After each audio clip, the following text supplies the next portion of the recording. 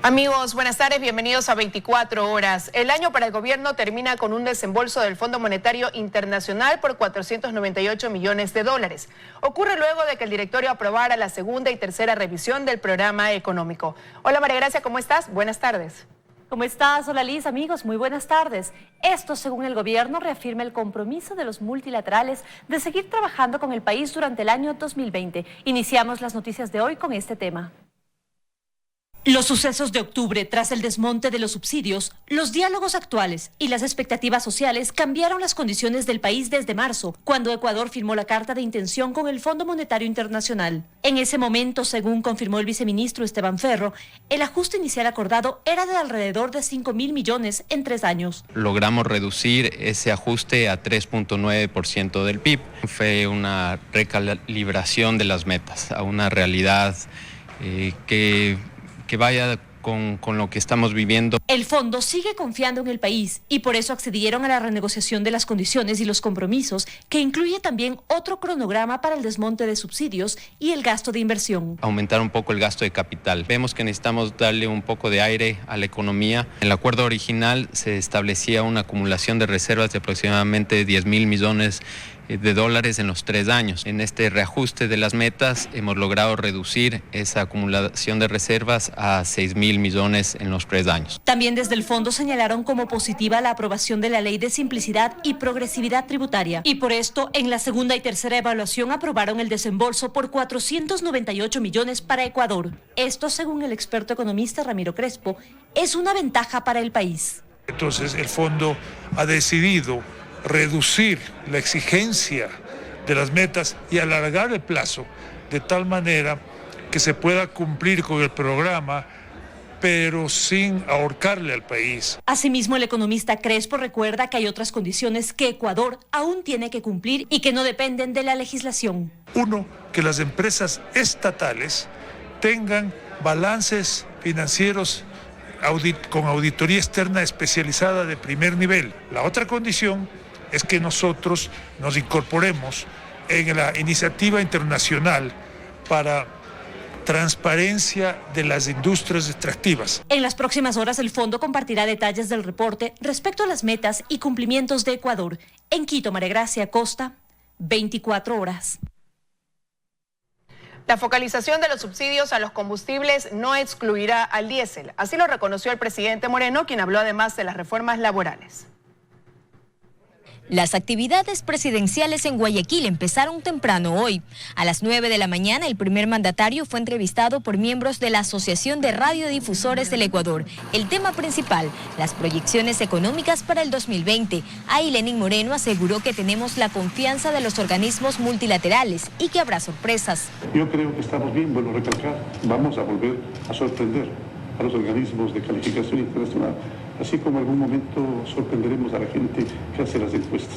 Sobre la focalización de los subsidios, aseguró que ya se están realizando pruebas en gasolineras en el sector rural para su implementación y no descartó una focalización para el diésel. El plazo impuesto por el gobierno para iniciar la focalización de los subsidios será en el primer trimestre del 2020. Vuelvo a recalcar, no volveremos a tomar una decisión mientras no estemos claros de que la focalización afecta a quienes debe afectar y no a los más pobres del Ecuador. El diésel también podría entrar.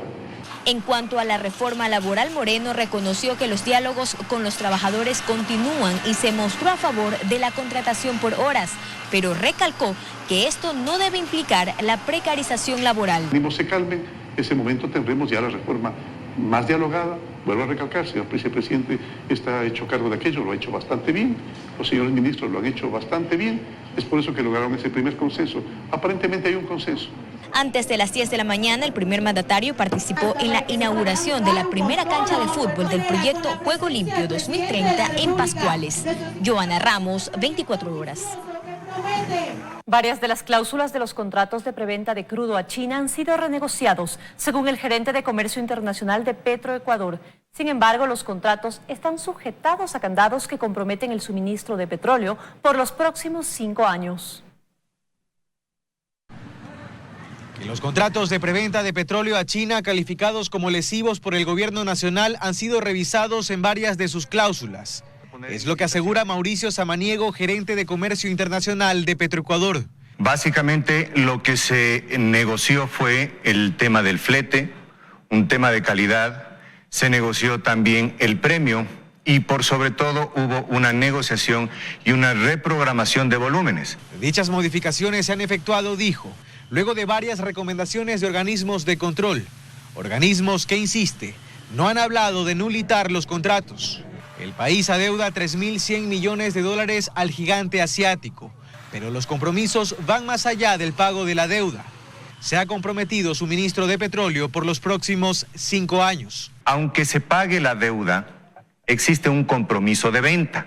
¿Esto qué quiere decir? Que nosotros podríamos pagar, posiblemente si es que tiene el país los recursos, pagar esos 3.100 millones, sin embargo, no se quita la responsabilidad y el compromiso de venta de esos barriles. Es por eso que hablamos de un candado. Samaniego asegura que no es posible terminar los contratos de forma unilateral, ya que la imagen del país se vería comprometida a nivel internacional. El exministro de Finanzas, Fausto Ortiz, asegura que las cláusulas firmadas sí disponen mecanismos de salida, pero que la decisión no es fácil de tomar. Pero acá el gran problema está en que mañana el funcionario que tenga que tomar esa decisión pudiera pensar de que le van a él a achacar la penalidad de ese contrato y por lo tanto él ha incurrido o pudiera incluir en peculado, digamos, que es un poco el gran temor en el sector público. Por eso es que uno debería poder vincular. Si yo tomo esta decisión y me cuesta tanto, yo debería ser capaz de demostrar de que al liberarlo, ese crudo, puedo conseguir financiamiento más barato y puedo conseguir mejores condiciones en precio. Mientras tanto, la salida de Petroecuador es, por ahora, diferir ciertas entregas para colocarlas a precio spot en el mercado internacional, donde el barril de petróleo logra ser vendido en mejores condiciones. En Guayaquil, Carlos Acoto, 24 horas. El Banco Pichincha, a través de Picabal, Casa de Valores, emitió bonos verdes por un monto inicial de $150 millones de un total de 250 millones. Es la primera empresa del país en colocar recursos destinados a reducir el impacto ambiental y apoyar al sector productivo en el desarrollo del cuidado al ambiente, como parte de los Objetivos de Desarrollo Sostenible de las Naciones Unidas. En esta primera compra participaron organismos multilaterales como el Banco Interamericano de Desarrollo, Proparco y la Corporación Financiera Internacional del Banco Mundial. Este viernes fue el campanazo en la Bolsa de Valores de Quito. Principalmente lo que pretendemos es crear conciencia, no solo al interior del banco, sino también en toda la sociedad, de la necesidad de empezar a financiarse y a desarrollar proyectos siempre pensando en la conservación del medio ambiente. Entonces, estos recursos particulares que ya hemos traído durante estos últimos 7 años, más estos del día de hoy que son particularmente importantes, van destinados a ese tipo de proyectos que deben tener una certificación para poder ser merecedores a ellos. Pero lo que nosotros quisiéramos es que en pocos años más, todos los recursos que el banco ofrece estén necesariamente atados a este tipo de certificados para garantizar que el crédito y el desarrollo del país se está dando dentro de las normas de cuidado del medio ambiente.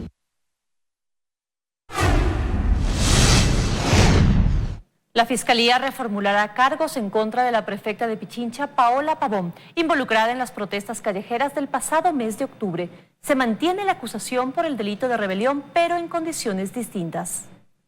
Sin cambiar el tipo penal, la Fiscalía ha solicitado la reformulación de cargos en contra de la prefecta de Pichincha, Paola Pavón, detenida desde el pasado 14 de octubre, tras las protestas en las que se presume hubo intentos desestabilizadores. De ahí que la reformulación de cargos solicitada se mantiene con el artículo 336 del Código Orgánico Integral Penal, sobre delitos contra la seguridad pública, delito de rebelión. Inicialmente la Fiscalía acusó a Pavón y otros por rebelión según establece el numeral 4, es decir, a quien promueva, ayude o sostenga cualquier movimiento armado para alterar la paz del Estado. Pero según la Fiscalía, a pesar de que los procesados efectivamente trabajaban para, a través de actos violentos bien concertados, conseguir tales objetivos, no se ha podido establecer la participación o financiamiento de grupos armados. Entonces, ha solicitado la reformulación aplicando el numeral 1, igualmente por rebelión, pero para quien se levante en armas para derrocar al gobierno o dificultar el ejercicio de sus atribuciones. Fiscalía sostiene que entre los elementos de convicción mantiene órdenes judiciales, escuchas telefónicas, seguimiento policial, vigilancia y mensajes de texto, entre otros. Paralelamente se continúa receptando testimonios de otros personajes cuyos nombres aparecen en el proceso de investigación. Este es el caso de Juan Paredes, a quien se lo investiga por supuesta tenencia de armas no justificada. Eso es lo que yo también se me hace mi sorpresa, ¿no? Pero no, en realidad no. ¿Qué puedo decir? No hay nada, en realidad yo vengo a cumplir solamente porque me convocan nada más. Aún se espera evacuar la audiencia de apelación solicitada por la defensa de Pavón y que está prevista para el próximo martes 24 de diciembre. En Quito, Fausto Yepes, 24 horas.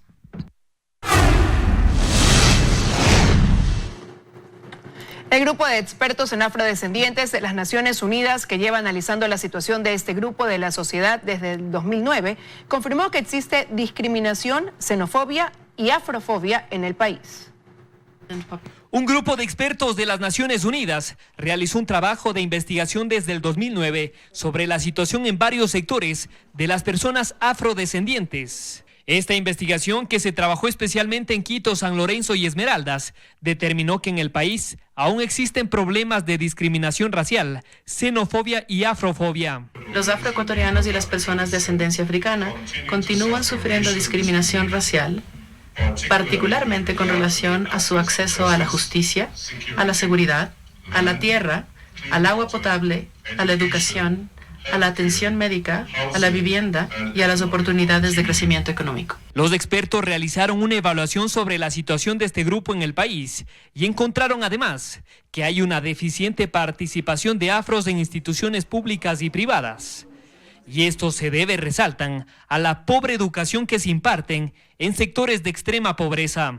La provincia de Esmeraldas, donde la población afrodescendiente es el 68.25%, es una de las provincias más pobres y excluidas del Ecuador. Ahí se refirieron además a la situación de una supuesta esclavitud de la empresa japonesa de plantación Furukawa, donde existe un gran número de empleados afrodescendientes. Los campamentos en los que viven no cuentan con servicios básicos como agua potable, electricidad, alumbrado público, instalaciones sanitarias o de saneamiento, entre otras.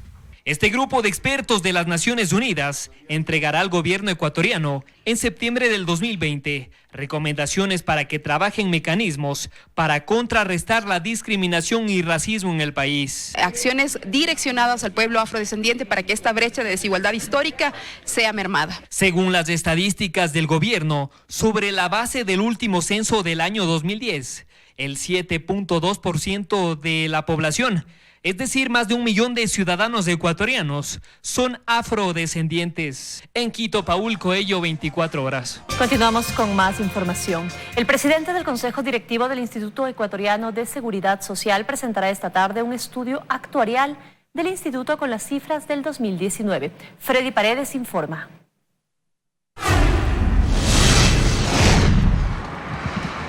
El informe actuarial es un documento de más de 300 páginas que analiza una serie de datos de las operaciones del Instituto Ecuatoriano de Seguridad Social, especialmente sobre el seguro de invalidez, vejez y muerte. En suma, sobre las pensiones del Instituto Ecuatoriano de Seguridad Social.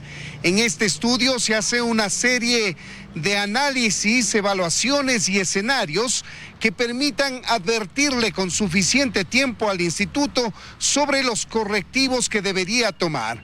Según ha trascendido, se espera que cada una de las 3 partes importantes alrededor de la problemática de la seguridad social cumpla con sus responsabilidades para que se garantice la sostenibilidad del IES en el tiempo. Esto es, por un lado, el Estado con los aportes, el Instituto Ecuatoriano de Seguridad Social con el manejo administrativo y el denominado acuerdo nacional que permita tomar las decisiones oportunamente. El estudio actuarial del IES se lo hace con cifras actuales a 2019 y esto permitirá tener un primer termómetro de lo que ocurre en cifras en el instituto. A días de que culmine este 2019, los legisladores hacen una evaluación de sus actividades durante este año. Algunos sostienen que aún tienen una deuda con el país y otros rescatan los consensos. Pasamos con las justas y hay que hacer un mea culpa de lo que significa el trabajo legislativo. Así ven los asambleístas la labor del Parlamento. Sostienen que ha sido un año que ha tenido altos y bajos. Bueno, una asamblea que no ha estado exenta de escándalos, de turbulencia, de juicios políticos. La falta de debate ha sido presente, pero creo que en la gestión del presidente César Litardo la diferencia es totalmente fructífera. Y es que durante este año la asamblea ha tenido 122 sesiones, en las cuales han aprobado 19 leyes. Entre algunas de ellas está, por ejemplo, la Ley de Eficiencia Energética, la de Prevención y Sanción de la Violencia en el Deporte, la de la Defensoría del Pueblo, la reformatoria, la Ley Orgánica de Servicio Público, la Ley Orgánica de las Personas Adultas Mayores, el Código de Comercio, las reformas al Código Integral Penal, entre otras. Sin embargo, consideran que para el 2020 las reformas laborales deben ser prioridad. Ya no la podemos postergar más. Al igual que las reformas a la Ley de la Función Legislativa. No creo que ha habido la voluntad política necesaria como para poder incorporar estos temas. Y esperan que para estas leyes se mantenga el acuerdo de la mayoría para aprobarlas. Ojalá podamos incorporar un acuerdo más amplio que incorpore los demás sectores políticos. En fiscalización este año, la Asamblea censuró y destituyó a varias autoridades como los miembros del Consejo de Participación y también a Verónica Espinosa, ex ministra de Salud, pero perdonó a María Fernanda Espinosa, ex canciller de la República. Aún están en cola varios juicios políticos y otros fueron archivados dentro de la Comisión de Fiscalización. Cuando vemos algunos juicios políticos que se han quedado en los tinteros y en función de las mayorías móviles, ya nos llama la atención. Y en el ámbito de la fiscalización yo creo que todavía nos quedan cuentas pendientes. El siguiente año deberán tratar el juicio de Ana Damaín y dar trámite a varias leyes, pero el 2020 es un año preelectoral. Hay normas que pueden tener cierto cálculo político y va posiblemente a verse afectada la Asamblea. En Quito, Andrea Samaniego, 24 horas. Roberto Pazlek, presidente de la Comisión Interventora de la Universidad Estatal de Guayaquil, informó que la institución canceló una deuda que tenía con el Instituto Ecuatoriano de Seguridad Social desde el año 2000, con la que se había convertido en uno de los deudores más grandes de la entidad. Esta deuda impedía que trabajadores de la universidad puedan acceder a beneficios de ley. Durante todo este año hemos venido trabajando para saldar cuentas y con satisfacción podemos decir que hoy día está pagado directamente al IES 7.961.034, que con lo que anteriormente hemos pagado hace que la Universidad de Guayaquil se encuentre totalmente al día y haber eliminado la mora patronal en beneficio de los afiliados de la universidad en el IES, en beneficio de la universidad y del mismo Instituto Ecuatoriano de Seguridad Social. Autoridades y comerciantes de Tulcán impulsan la campaña de consumo interno en la ciudad. El propósito es evitar la fuga de capitales hacia Colombia e incentivar la economía local. Al ritmo de villancicos se anuncian promociones, ofertas y una serie de incentivos para todo quien aporte al desarrollo y economía de Tulcán, consumiendo primero lo nuestro y aportando al desarrollo local. Y pueden ganar premios en efectivo, electrodomésticos, bicicletas, en general, solo por comprar en Tulcán. Esta campaña busca frenar la fuga de circulante hacia Colombia, más aún en esta temporada fuerte de actividad comercial, donde miles de ecuatorianos buscan una aparente economía del otro lado de la frontera. No nos estamos dando cuenta de lo que realmente perdemos. Estamos perdiendo de dejar millones de dólares en nuestro país. Los comerciantes por su parte se unen para brindar una buena imagen al turista, iluminando las aceras, extendiendo sus horarios de atención y promocionando sus mejores ofertas. Aquí hay cosas de calidad y la buena atención también. Y les invitamos a todos que estamos dando con muchas ofertas. Eso pese a un enemigo fuerte, la devaluación del peso colombiano que golpea la economía local por más de una década. El cambio es el que nos mata aquí en Tulcán, no para nosotros los comerciantes, sino para todos. Por ello, la unidad es necesaria para cambiar esa realidad, apoyando la producción nacional. Y la verdad es que la ropa está buena, de buena calidad y económica. Pues la verdad estoy contento y por eso visitamos los locales aquí. Ese es el fin de la campaña de consumo interno, cambiar el estrés y congestión por el calor de la leña y la amabilidad de su gente, la ecuatoriana. En Tulcán, Jairo Jacome Ortega, 24 horas.